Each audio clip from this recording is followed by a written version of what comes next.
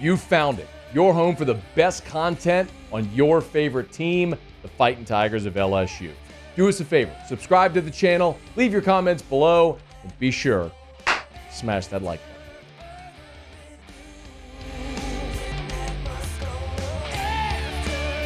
Getting a chance to get out there for an hour and a half, handle the elements, learn from it for practice 6, that's exactly what I was looking for. So, again, as you talk about putting your football team together and developing your team, these are the kind of moments that, looking at it from a micro perspective, these are the days I need to develop the things that we need from our football team. So good day out there today from that perspective. Our guys are doing a great job taking care of themselves, injury-free. So all positives moving into tomorrow's 2-hour practice. Brian Kelly after practice on Tuesday, first full padded practice for the Tigers. There were a couple of full padded, full contact tackling scrimmage 11-on-11 sessions. If you missed it, we opened the show with that today, so you can catch that on demand if you want to check that full review. Went through the entire play-by-play of that, be on demand podcast or on YouTube.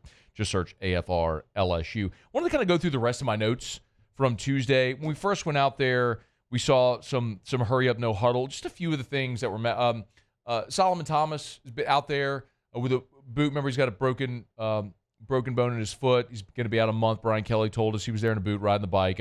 No Aaron Anderson. Still no Aaron Anderson. Kelly told us earlier in the week the hope was to get Aaron Anderson back for Wednesday's practice. No media availability at Wednesday's practice. Then they have a day off Thursday, so Friday will be the next time we're out there. We'll be able to tell you. But deep touchdown to Destin Hill from Garrett Nussmeier.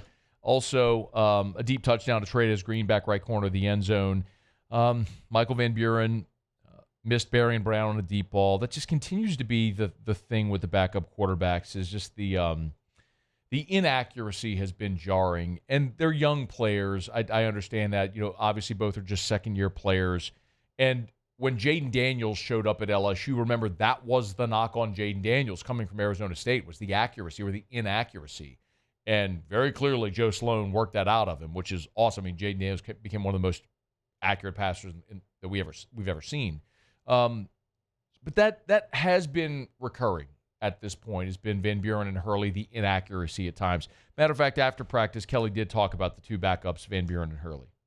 I think it's the details. They're talented players. Both of them can play in the SEC, but talent is just one thing, right? You've got to be able to not have those moments where the ball's on the ground or, you throw a pick six. I just want them to eliminate the big mistakes. Let them be athletes. Let them be who they are. They're not the same quarterback. They have different kind of traits. But, what can you do? Again, I come back to this model of consistency is about, can you stay laser focused every single snap throughout the entire practice? And so that's really what I'm trying to get out of both those guys. And they've had their moments. We need to get it to a point where it's much more consistent. The laser focus through every single rep is something you alluded to earlier, and there were a couple of points in this practice where that kind of showed its head.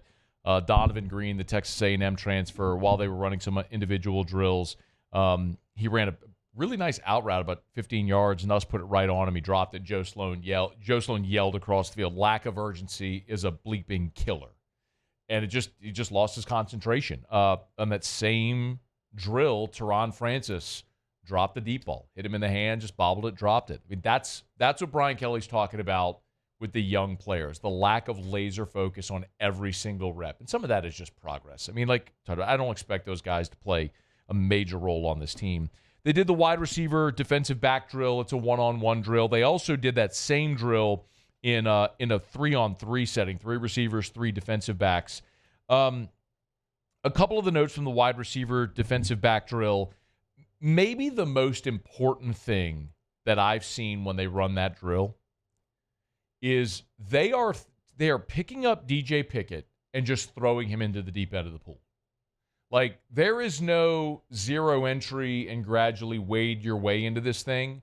They're just like, here you go, kid, figure it out. Because every time they run this drill, he's going against Chris Hilton. And y'all, Chris Hilton is a really good football player. I'm stating the obvious and oversimplifying it. But I told you last year Chris Hilton was the best receiver in fall camp. And we talked about him all season, and people asked a lot, why do you keep talking about Chris Hilton? And then he got back for those final 3 games, and he scored in each of those 3 games, and you go, okay, I get why you're talking about Chris Hilton. Because he's that good when he's healthy. And they are making DJ Pickett's not running against Teron Francis. He's not running against Colin Billiot, Jelani Watkins. DJ Pickett isn't running out there against the young dudes. DJ Pickett is running every rep of that drill against Chris Hilton. And I haven't seen him win one yet. Not to say he hasn't won one, but it's pitch and catch with Nuss and Hilton. And that's not to say Pickett's doing badly. It's just to say Chris Hilton is awesome. And they know they are going to need DJ Pickett. And so it's like, brother, you are going to see one of him. Like every SEC team has one of him. Everybody has a best guy. And that's what you're going to go against for the next 3 years at LSU and then in the NFL. So get used to it. And they had 2 reps against each other today, and Chris Hilton won them both. So it'll be interesting to continue to watch Pickett's progress there. Trey'Dez Green had a beautiful double move against Jordan Gilbert. Double move, created about 5 yards of separation, turned up and scored. Kyle Parker had a beautiful grab, a toe tap on Mansour Delane on the sideline. Let's see, Jelani Watkins. The officials were at practice.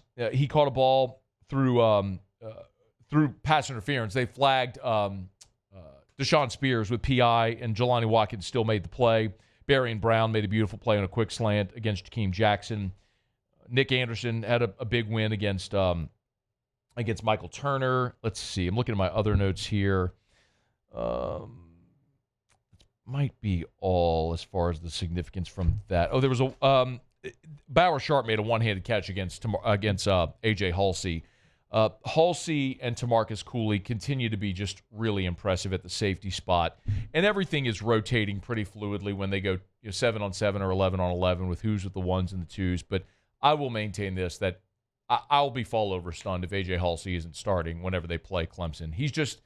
It's pretty clear he's just playing at a different level of physicality in the run game, his nose for the football in the pass game. He had a really nice he had an interception today in AJ Haulcy had an interception today in when they were doing a half lines drill. So he's been outstanding. AJ Haulcy has. And as a matter of fact, Kelly was asked what they were looking for when they added Cooley and Haulcy. Cooley was here in the spring. Remember, they added him in the December portal window, but they didn't add AJ Haulcy until the spring portal window. So after spring ball. So this is like the 6th practice AJ Haulcy has ever had at LSU, and he already is standing out. Game experience and football knowledge. Those were the 2 things, and we didn't move off of those, and everybody that we evaluated, it was, if they don't have those 2 criteria, we can't even begin this process. So they have to have snaps, real live snaps, and they have to be smart football players. We're not going to go in here and teach you the nuances of the game. We're past that. And they both have those qualities, and they have athletic ability. So what are we getting? Smart, savvy, physical players that have played a lot of college football. AJ Haulcy, when Brian Kelly talked about experience, the first word he said, just play like the first word again, what they were looking for. Game experience. Game experience. AJ Haulcy has played in 36 games with 33 starts.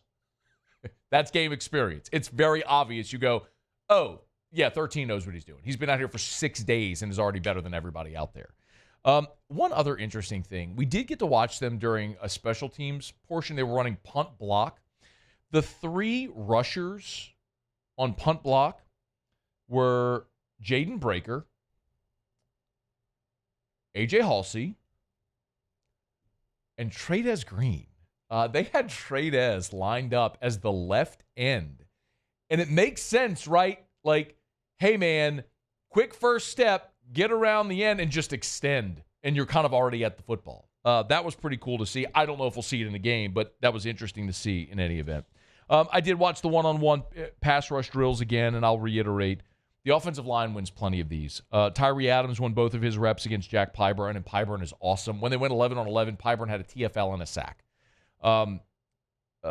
DJ Chester held off a bull rush on 1 rep against Ahmad Bro, then Bro beat him on the next rep. Braylon Moore against Dom McKinley. They split a pair of reps. Josh Thompson lost a pair of reps to against Bernard Gooden, who, it's God bless. Josh Thompson is a good player. Like, he is a good player, and he wins plenty. He just can't beat Bernard Gooden. It's just one of those things where it's like, that's just a bad matchup for him. And Bernard Gooden's going to be a bad matchup for a lot of guys. Bernard Gooden came up with a 2-yard TFL in the 11-on-11 period. He's a menace. And Josh Thompson's had Thompson's a very good player. He just had trouble with Bernard Gooden. Weston Davis split his reps with against Patrick Payton. So, man, they got good talent on offense. They just got to figure out how to get the 5 to play as 1. Nuss had a beautiful ball on the sideline to Bauer Sharp, who beat Ashton Stamps in 7-on-7. Nice pass breakup by West Weeks guarding Trey'Dez Green. Nice pass breakup by Stamps on Berry and Brown. So there was a lot to like, y'all. I mean, there was so much to like. One other thing, Harlem Berry. Harlem Berry, and I don't know that we should read too much into this, and I did ask Brian Kelly about it after practice. Harlem Berry was the second running back up. So when they rotated with the ones, Durham was first, Harlem Berry was second.